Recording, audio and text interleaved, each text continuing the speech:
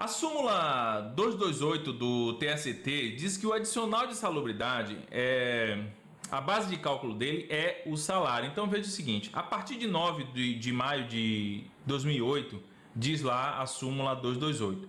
Data da publicação da súmula vinculante 4 do Supremo Tribunal Federal, o adicional de insalubridade será calculado sobre o salário básico, salvo o critério mais vantajoso fixado em instrumento coletivo. Então, em regra, a base de cálculo da insalubridade é o salário mínimo, beleza? Não é o salário do trabalhador, não é o valor do salário, porque às vezes o trabalhador, ele ganha, vamos supor, ele ganha 3 mil, 4 mil reais. Se ele tem direito à insalubridade, não vai ser com base no salário dele, vai ser com base no salário mínimo, beleza? Em qualquer dos graus, com base no salário mínimo. Então, o salário mínimo hoje é 1.212. Se fosse hoje, se for, por exemplo, 30%, vai dar aí mais ou menos R$360 de insalubridade mensal, certo?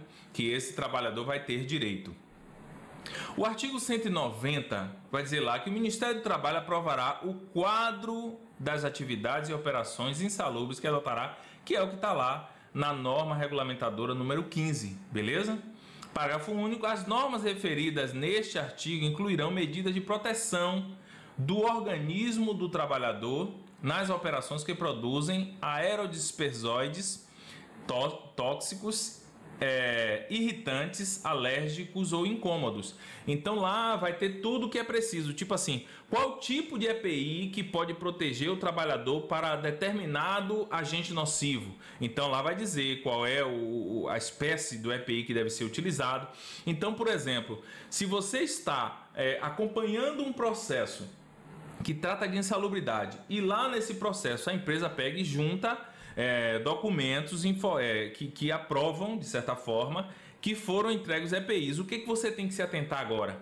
Para impugnar a qualidade do EPI, se realmente ele está de acordo com o que a norma determina ou se ele está em desacordo. Se ele está em desacordo, você vai impugnar batendo nesse sentido, que ele está em desacordo. Beleza? Artigo 191. A eliminação ou a neutralização da insalubridade ocorrerá. Aí diz, inciso 1, com a adoção de medidas que conservem o ambiente de trabalho dentro dos limites de tolerância. Então, o empregador, é por isso que a gente diz, é necessário que o empregador ele tome toda a precaução. Ele precisa de alguns profissionais de determinadas áreas que possam acompanhar esse processo.